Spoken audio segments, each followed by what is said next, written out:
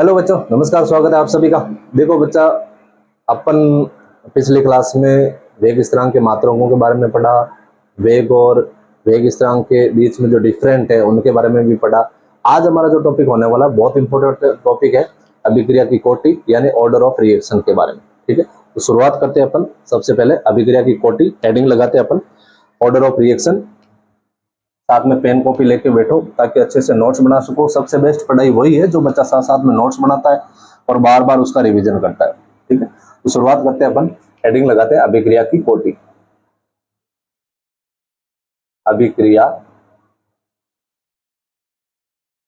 की कोटि प्लेलिस्ट को पकड़ के पढ़ोगे तो प्रत्येक चीज समझ में आएगी। देखो, बीच में आके यदि बैठ के यदि कोई बच्चा क्लास देख रहा है तो जरूरी नहीं कि उसको सारी चीजें समझ में आए। मैं तो आपसे एक ही रिक्वेस्ट करूंगा कि आप प्लेलिस्ट के हिसाब से पढ़ो। ऑर्डर ऑफ रिएक्शन,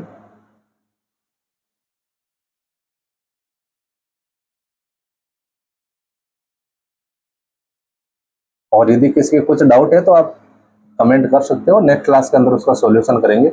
और साथ साथ में अपन न्यूमेरिकल भी करते चल रहे हैं। ठीक है, ताकि एनसीईआरटी का कोई भी टॉपिक नहीं छूटने वाला, ना कोई न्यूमेरिकल छूटने वाला, ना पीछे के क्वेश्चन छूटने वाले हैं। ठीक है, और ये मेरी गारंटी है, जिस बच्चे ने पूरी प्लेलिस्ट फॉलो करके यदि कोर्स किया है ना तो उसके 100 आउट ऑफ 100 आने वाले हैं। ठीक है, उसमें कोई शक नहीं है आपको। ठीक है, तो देखो अब अपन शुरुआत करते बेटा अभिक्रिया की कोटि क्या चीज होती है। जैसे कोई भी एक अभिक्रिया ले रहा हूं मैं। ठीक है, अब अभिक्रिया ले रहा हूं मैं अपन के, जैसे A plus B C plus D, ये जैसे कोई एक अभिक्रिया बेटा। ठीक है, इस अभिक्रिया में अपन वेग नियम से, वेग नियम अपन ने पहले पढ़ लिया था फर्स्ट क्लास के अंदर। वेग नियम से, वेग नियम से अपन रेट ऑफ रिएक्शन कैसे निकालते हैं, यानी अभिक्रिया का जो वेग है वो कैसे निकालेंगे। तो यहां लिख रहा हूं मैं, वेग नियम से अभिक्रिया का वेग, अभिक्रिया का वेग यानी बेटा आर का मान वो क्या होता है, के ए की पावर ए डॉट बी की पावर बी। ठीक है, ये तो अपन ने पढ़ा था द्रव्यानुपाती क्रिया नियम के अनुसार, और फिर अपन ने पढ़ा था एक वेग व्यंजक के अनुसार, उसका माना था अपन ने एक्स और वाई। ठीक है, आई चीज समझ में। अभिक्रिया का वेग क्या हो जाएगा, द्रव्यानुपाती क्रिया के नियम के अनुसार तो ए बी, जो इसके जो स्टोइकियोमेट्रिक गुणांक है उनको लिखना है। और जो अपन ने वेग नियम के अनुसार पढ़ा था वो क्या रहेगा बेटा, अपन के इसकी घात एक्स और वाई लिया था। क्यों लिया था, क्योंकि कोई भी अभिक्रिया है उसको अपन तभी संतुलित कर पाएंगे जब उसको जाके अपन प्रयोगशाला के अंदर चेक करेंगे कि भाई अपन ने इसकी जो सांद्रता है जब बढ़ाई तो उसका वेग कितना गुना बढ़ा। ठीक है, वो सारी चीजें प्रयोगशाला में ही संभव है। ठीक, अब देखो बेटा, इसमें अभिक्रिया की कोटि क्या है, ये जो मान दे रखा है बेटा एक्स और वाई। ठीक है, ये होता है अपन के अभिक्रिया की कोटि। अच्छे से दिमाग में बैठा लो, X plus Y is equal to होता है बेटा कोटि। जितना भी मान आए, चाहे 0 आए, 1 आए, 2 आए, 3 आए, ठीक है, वो उसकी कोटि कहलाता है। ठीक है ना। अब देखो, एक चीज और आती है बेटा, एक आणविकता। आणविकता क्या चीज होती है, जैसे कोई भी संतुलित रासायनिक समीकरण है, उस संतुलित रासायनिक समीकरण में जो भाग लेने वाले जो अणु है, ठीक है, वो उसकी आणविकता कहलाती है। ठीक है ना, तो ध्यान रखना, आपको कंफ्यूज नहीं होता बेटा, कोटि और आणविकता दोनों अलग अलग चीज है। ठीक है, कोटि तो ये रहेगी अपन को जो घात दे रखी है एक्स प्लस वाई, ये कोटि रहेगी। और आणविकता रहेगी बेटा, जैसे इसमें कितने अणु भाग ले रहे हैं, ए और बी, दो अणु भाग ले रहे हैं। ठीक है, तो ये इसकी क्या कहलाएगी, अपन के आणविकता कहलाएगी। ठीक है, 1 मिनट इसको कंटिन्यू रखना, थोड़ा इलेक्ट्रिक प्रॉब्लम आई है।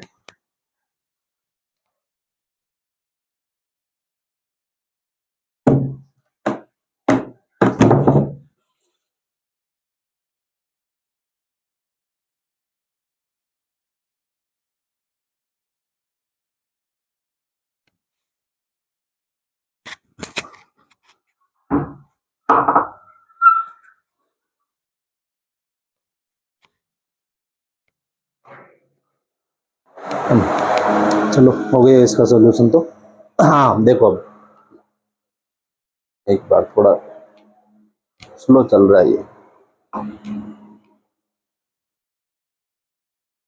ग्रामीण क्षेत्रों में यही सबसे बड़ा दुख है।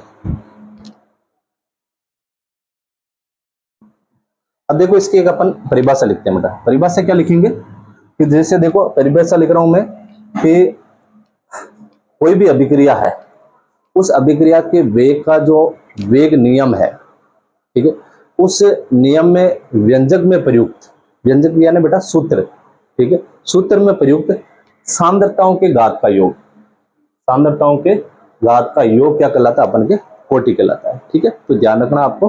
देखो इसका लिख रहा हूं मैं, अतः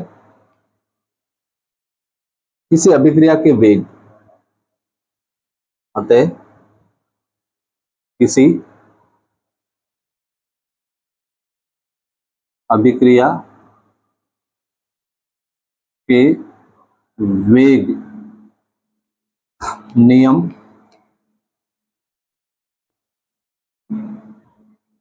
व्यंजक में प्रयुक्त, व्यंजक में प्रयुक्त, व्यंजक में प्रयुक्त सांद्रताओं के घातांकों का, सांद्रताओं के घातांकों का योग क्या कहलाता है, उस अभिक्रिया की कोटि कहलाता है, उस अभिक्रिया की कोटि कहलाता है। ठीक है, चलो एक परिभाषा और लिख लेते हैं अपन। ठीक है, दोनों में से जो आपको अच्छी लगे वो कर लेना। अथवा, ठीक है, वो लिख रहा हूं बेटा मैं, किसी रासायनिक अभिक्रिया में भाग लेने वाले, किसी रासायनिक अभिक्रिया में भाग लेने वाले, भाग लेने वाले अणुओं की संख्या को, अणुओं की संख्या को कोटि कहते हैं, को कोटि कहते हैं, जिनकी सांद्रताओं पर, जिनकी सांद्रताओं पर अभिक्रिया का वेग निर्भर करता है, अभिक्रिया का वेग निर्भर करता है, अभिक्रिया का वेग निर्भर करता है। ठीक है, अथवा अभिक्रिया के चलने के दौरान सांद्रता बदलती है, अथवा अभिक्रिया के चलने के दौरान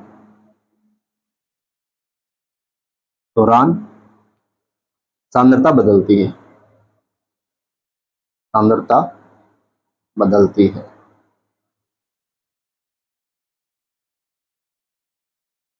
ठीक है, ये तो हो गया अपन के इसके बारे में, परिभाषा के बारे में। ठीक है, एक चीज और करते हैं बेटा, देखो इसका पार्ट बना रहा हूं मैं, सेकंड पार्ट। ठीक है, ताकि ये इसलिए करता हूं ताकि आपको स्क्रीनशॉट लो ना तो सारा मैटर एक ही पेज में आ जाए।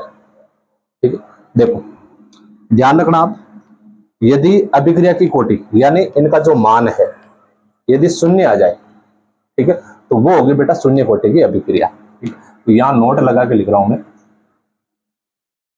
यदि, क्या बोला मैंने कि यदि अभिक्रिया की कोटि 0 है, यदि अभिक्रिया की कोटि इजिकल टू 0, तो वो रहेगा बेटा अपन के शून्य कोटि अभिक्रिया। ठीक है, दूसरा है अपन के, ये तो हो गया पॉइंट ए। दूसरा पॉइंट है, यदि अपन के अभिक्रिया की कोटि, यदि अभिक्रिया की कोटि 1 है, तो वो रहेगा अपन के प्रथम कोटि अभिक्रिया, प्रथम कोटि अभिक्रिया। ठीक है, तीसरी चीज है, यदि अभिक्रिया की कोटि 2 है तो कौन सा रहेगा अपन के, द्वितीय कोटि अभिक्रिया। ठीक है, यदि अभिक्रिया की कोटि 3 है तो रहेगा अपन के तृतीय कोटि अभिक्रिया। ठीक है, ऐसे चलता रहेगा बेटा। ठीक है ना, इस चीज का आपको ध्यान रखना। जैसे जैसे आगे चलते रहेंगे चलता रहेगा, लेकिन फिलहाल अपन के कोर्स में इतनी चीजें हैं। ठीक है, तो अपन कोर्स के हिसाब से चल रहे हैं, क्योंकि अपन के बोर्ड एग्जाम में तो एनसीईआरटी आने वाली है। ठीक है, एनसीईआरटी से बाहर जाके करना है क्या अपन को। ठीक है, नीट और जेई का यदि कोई बच्चा एग्जाम दे रहा है तो ये मेरी गारंटी है, मेरे जो 11th और 12th का जो कोर्स रहेगा उसमें से 80% पूरा नीट और जेई कवर रहेगा। ठीक है ना, तो आप बेफिक्र होकर आप पढ़ाई कर सकते हो इस चीज। ठीक है ना, जैसे आपको एक छोटा सा एग्जाम्पल देता हूँ बेटा। जैसे एक अभिक्रिया है H2 प्लस I2, ये हो गया बेटा 2HI। इस अभिक्रिया में जब अपन इसका रेट ऑफ रिएक्शन निकालेंगे R इजिकल टू के H2 डॉट I2, तो ध्यान रखना बेटा इसका मान भी शून्य होता है, इसका मान भी शून्य होता है। ठीक है ना, तो जो अभिक्रिया की कोटि है वो क्या रहेगी, इसमें शून्य रहेगी। तो अभिक्रिया की कोटि वो रहेगी बेटा शून्य, शून्य कोटि की अभिक्रिया हो गई है। ठीक है, और जब अपन इसके आणविकता की बात करें तो आणविकता में कितने अणु भाग ले रहे हैं, 1 और 2, तो इसे लिख सकते हैं अपन आणविकता 2। ठीक है, तो इसका आपको ध्यान रखना है। और वैसे अपन प्रत्येक कोटि को डिटेल से पढ़ेंगे जैसे जैसे आगे बढ़ेंगे। ठीक है, सारी जो कोटियां हैं वो कंप्लीट इसी में आने वाली है। अब कुछ नोट है, वो नोट देखो इसमें।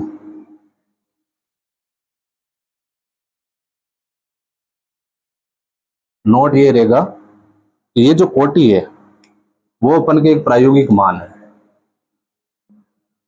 कोटि पॉइंट नंबर 1, कोटि एक प्रायोगिक मान है, प्रायोगिक मान है।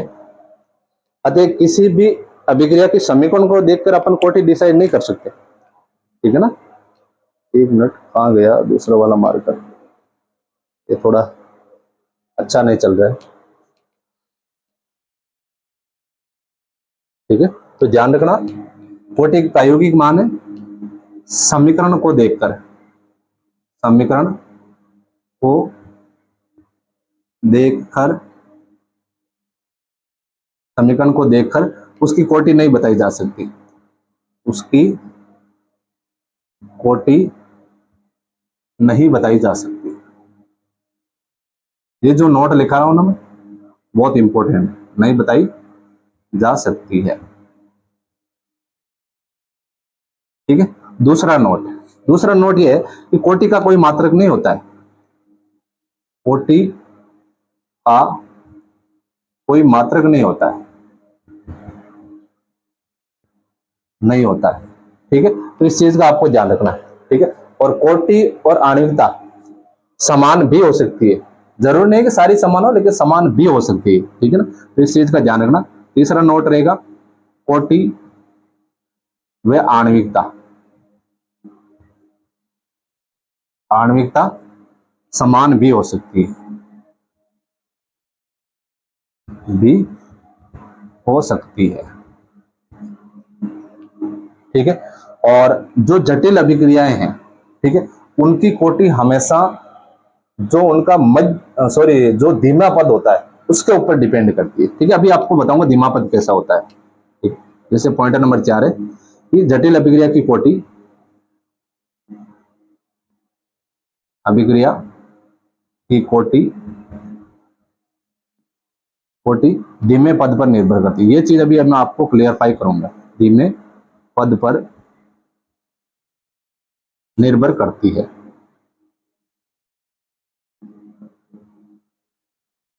ठीक है, और पांचवा नोट, पांचवा नोट ये है कि जो कोटि है ना, इस कोटि का मान 0 भी हो सकता है,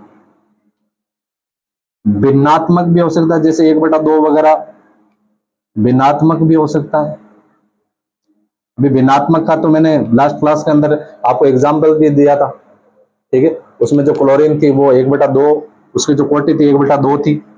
भिन्नात्मक भी हो सकता है, ऋणात्मक भी हो सकता है, ठीक है ना। तो इन चीजों को आपको ध्यान रखना है, ठीक है। ये तो हो गई बेटा इसके बारे में बेसिक जानकारी।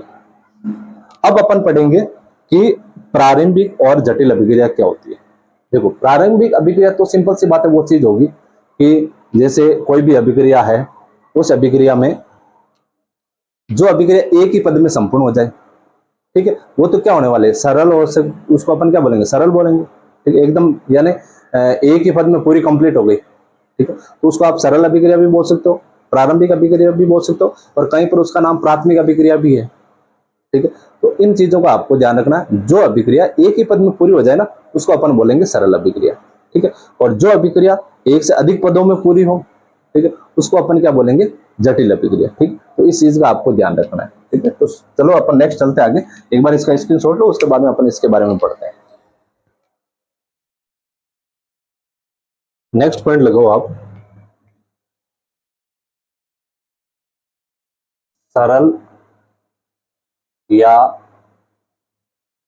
प्रारंभिक या प्राथमिक व जटिल अभिक्रिया।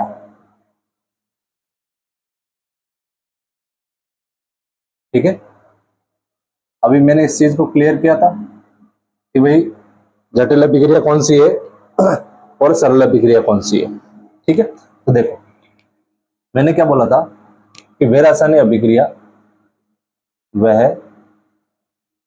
रासायनिक, चलो इसको इधर लिखते हैं अपन, वह रासायनिक अभिक्रिया जो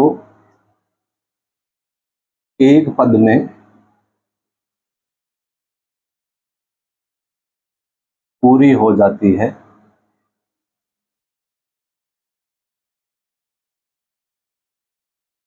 सरल अभिक्रिया कहलाती है। परंतु जो अभिक्रिया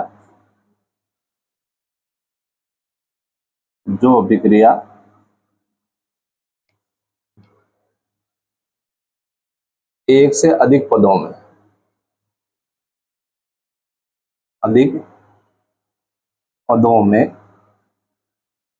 संपूर्ण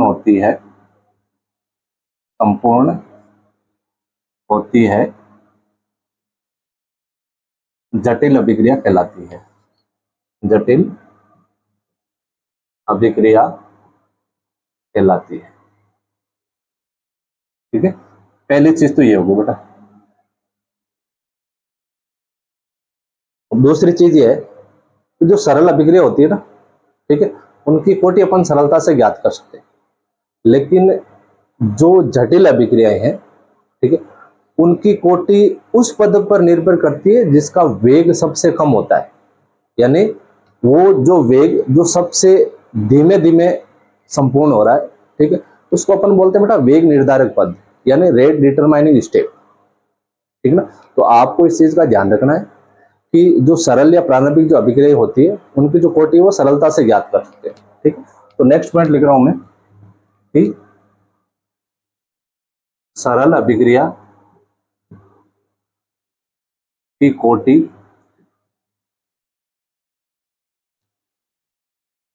सरलता से ज्ञात कर सकते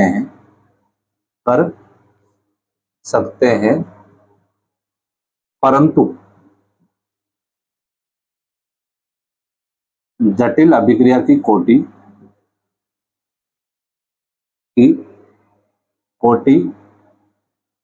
अभिक्रिया के सबसे धीमे पद पर निर्भर करती है। अभिक्रिया के सबसे धीमे पद पर निर्भर करती है, जिसे वेग निर्धारक पद पद कहते हैं, यानी रेट डिटरमाइनिंग स्टेप। ठीक है, वेग निर्धारक पद कहते हैं। जैसे आपको एक एग्जांपल देता हूं, देखो बेटा, एक कोई साइकिल की फैक्ट्री है, ठीक है, उस साइकिल की फैक्ट्री, देखो बेटा, साइकिल का निर्माण करना भी एक जटिल अभिक्रिया है।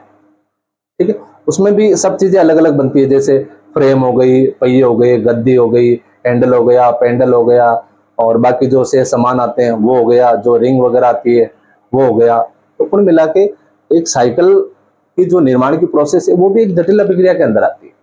ठीक है, अब यदि मैं बोल दूं कि आपकी माना कि वो फैक्ट्री आपकी है, और उस फैक्ट्री के अंदर, ठीक है, उस फैक्ट्री के अंदर पर डे, एक दिन में, जैसे जो फ्रेम है, ठीक है, वो दिन में 500 बनती है। ठीक है, पहिए हैं वो अपन के दिन में 2000 बन रहे हैं। ठीक है, गद्दी है वो अपन के दिन में 250 बन रही है। ठीक है, पेडल है वो अपन के 270 सेट बन रहे हैं। सेट लिखा मैंने बेटा। और बाकी जो से सामान है वो दिन में 1100 बन रहे हैं। तो बताओ दिन में कितनी साइकिल है तैयार होगी। देखो, प्रत्येक साइकिल को सारी चीजों की आवश्यकता होती है। ठीक है, तो अपन किसके ऊपर डिपेंड करेंगे कि दिन में कितनी साइकिल बनेगी? जो सबसे धीमा चल रहा है। सबसे धीमा कौन चल रहा है इसमें? ये जो गद्दी बनाने वाले हैं वो सबसे धीमे चल रहे हैं। अब यदि आप उसके मैनेजर हो और आपको अभी साइकिलें ज्यादा बनानी है एक दिन में, तो आप क्या करोगे? जो सबसे धीमा काम करने वाला उसको फोर्स करोगे कि भाई तू, तेरा प्रोडक्शन बढ़ा। ठीक है, तो यदि इसका प्रोडक्शन बढ़ेगा तो साइकिल का अपना प्रोडक्शन क्या हो जाएगा? बढ़ जाएगा। तो ये जो जटिल अभिक्रिया है वो किसके ऊपर डिपेंड कर रही है? जो सबसे धीमे चल रहा है। ठीक है, तो आपको इस चीज का आपको ध्यान रखना है। और एक उदाहरण और भी बता देता हूं आपको कि जो जटिल अभिक्रिया है वो अलग अलग स्टेप में होती है। कैसे? जैसे मैं आपको एक उदाहरण बताऊं कि जो एथेन है, एथेन का CO2 तथा H2O तथा H2O, H2O में ऑक्सीकरण, ऑक्सीकरण कई पदों में होता है, कई पदों में होता है। कैसे? जैसे पहले जो एथेन है वो चेंज होगा बेटा एल्कोहल में, पहले स्टेप में। ठीक है, फिर ये एल्कोहल है वो एल्डिहाइड में चेंज होगा, फिर ये एल्डिहाइड है फिर अपन के ये अम्ल में चेंज होगा। ठीक है, फिर अम्ल है फिर जाके CO2 और H2O में चेंज होगा। ठीक है, तो एक जटिल अभिक्रिया होगी, यानी अलग अलग स्टेप में चलने वाली अभिक्रिया। ठीक है, अब जैसे एक और अभिक्रिया है जो अपन के फिनॉल है। ठीक है, ये जो फिनॉल है बेटा, नाइट्रीकरण के द्वारा, फिनॉल नाइट्रीकरण के द्वारा एक तो बना था बेटा ऑर्थो नाइट्रोफिनॉल, ऑर्थो नाइट्रोफिनॉल, और एक बनाता है अपन के पेरा नाइट्रोफिनॉल, वे पेरा नाइट्रोफिनॉल। ठीक है, ये भी अलग अलग स्टेप हो गया। जैसे कैसे? फिनॉल का सूत्र क्या होता है? OH, नाइट्रिकरण होता है HNO3 की उपस्थिति में, तो क्या बनता है अपन के? एक तो बनता है बेटा ऑर्थो नाइट्रोफिनॉल, यानी ये NO2 बनेगा, और एक बनेगा अपन के पेरा नाइट्रोफिनॉल, OH, ये हो गया अपन के पेरा पोजीशन। ठीक है, तो ये भी एक क्या होती है? जटिल अभिक्रिया होती है। हालांकि इसको लिखना नहीं, आपको दिमाग में रखना है। ठीक है, और चाहो तो आप वो साइकिल वाला एग्जाम्पल भी लिख सकते हो, वो भी एक जटिल अभिक्रिया ही है। ठीक है ना, ये तो होगी इसके बारे में। अब आपको एक चीज बताता हूं मैं, बहुत इंपॉर्टेंट है, वेग स्थिरांक की इकाइयां निकालना। ठीक है, तो नेक्स्ट पॉइंट लगाओ आप, वेग स्थिरांक की इकाइयां कैसे निकालते हैं। वेग स्थिरांक की इकाइयां, ठीक है, बहुत इंपॉर्टेंट है भाई, ध्यान रखना, इंपॉर्टेंट। वेग स्थिरांक की इकाइयां कैसे निकालते हैं? वेग स्थिरांक की इकाइयां निकालने के लिए क्या करना पड़ेगा कि सबसे पहले जैसे शून्य कोटि की अभिक्रिया के लिए आपको के का मात्रक निकालना है। ठीक है, नंबर 1 शून्य कोटि अभिक्रिया के लिए के का मात्रक आपको ही निकालना है। और के का मात्रक के लिए अपन क्या करते हैं, सबसे पहले लिखते हैं सूत्र के इजिकल टू मोल प्रति litre 1 minus N dot second inverse, यही है। ठीक है, और एन क्या होता है आपको पता है, एन अभिक्रिया की कोटि है। और मैंने क्या बोला है, एन का मान क्या रहेगा, शून्य कोटि का अभिक्रिया यानी एन बराबर है 0। अब 0 का मान दिया रख दो, क्या हो जाएगा मोल प्रति litre 1 minus 0 dot second inverse. और किसी में से 0 निकालेंगे तो यहाँ 1 रहेगा। ठीक है, और 1 है किसी की घात, तो क्या करेंगे बेटा, जैसे है वैसे इसको लिख देंगे। तो इसको लिख सकता हूं मैं मोल प्रति लीटर लिखूं चाहे लीटर इनवर्स लिखूं, बात एक ही है, डॉट सेकेंड इनवर्स। ठीक है, अब ध्यान रखना कई बार क्वेश्चन होता है आपको वेग स्थिरांक के द्वारा, यानी आपको कोई मान दे दिया जैसे 5 × 10 की घात 5 और उसके बाद में पीछे ये अपन के लगा दिया मात्रक। ठीक है, उस मात्रक से आपको बोलेंगे कि अब आप इस वेग व्यंजक की पहचान कीजिए कि कौन सी कोटि का अभिक्रिया है। ठीक है, तो यदि आपको इस सूत्र का पता होगा तो आप पता लगा पाओगे कि ये जो अपन के मान आया है वो शून्य कोटि अभिक्रिया का है या प्रथम कोटि अभिक्रिया का है या द्वितीय कोटि अभिक्रिया का। ठीक है, तो पहला पॉइंट तो ये हो गया। दूसरा है अपन के जैसे प्रथम कोटि अभिक्रिया का आपको निकालना है, प्रथम कोटि अभिक्रिया के लिए के का मात्रक, चलो मात्रक बाहर जा रहा है, मात्रक को अंदर लेके आओ। मात्रक, इसके लिए अपन क्या करेंगे भाई, एन का मान कितना हो जाएगा अपन के 1। अब इसमें मान रखो आप, तो क्या हो जाएगा अपन के इजिकल टू मोल प्रति litre 1 minus 1 dot second inverse. 1 में से 1 गया 0, तो यदि किसी की घात 0 है तो उसका मान हमेशा क्या होता है 1 होता है। ठीक है, और 1 को यदि आप सेकंड से इन्वर्स करोगे तो क्या हो जाएगा, अपन का जो मान आएगा वो आएगा सेकंड इनवर्स। ये है बेटा प्रथम कोटि अभिक्रिया के लिए, और ये है अपन का शून्य कोटि अभिक्रिया के लिए।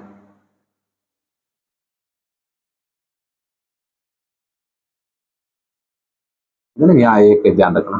अब यदि मैं बोलूं आपको कि आप द्वितीय कोटि अभिक्रिया के लिए निकालिए, द्वितीय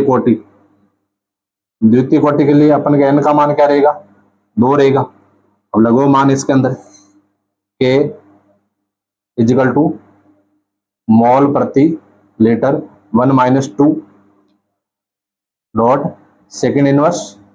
अब देखो 1 में से -2 गया तो कितना बचा, यहाँ पे -1 बचा। ठीक है, आप इसको इस प्रकार भी लिख सकते हो, के इजिकल टू मोल प्रति लीटर -1 डॉट सेकेंड इनवर्स। या फिर आप इसको इस प्रकार भी लिख सकते हो कि के इजिकल टू मोल है ऊपर वाला तो इसमें इनवर्स आ जाएगा, लीटर ऑलरेडी इनवर्स में है तो माइनस से कैंसिल हो जाएगा, क्या हो जाएगा लीटर डॉट सेकेंड इनवर्स। ठीक है, तो इस चीज का आपको ध्यान रखना है। और आप मेरे को, आपके लिए होमवर्क है HW, वो रहेगा अपन के, आपको तृतीय कोटि के लिए मान निकाल के बताना है मेरे को, तृतीय कोटि के लिए। ठीक है, के का मात्रक निकालना आपको। तो ये हो गया अपन के। इसके बाद अब अपन कल नेक्स्ट टॉपिक लेंगे। ठीक है, स्टेप बाय स्टेप चल रहे हैं, कोई दिक्कत वाली बात नहीं, बिल्कुल इजी तरीके से, इजी लैंग्वेज में। ठीक है, और धीरे धीरे साथ साथ में आप नोट्स भी बना सकते हो। ठीक है ना, तो मिलते हैं बेटा नेक्स्ट क्लास में। Thank you, visit again.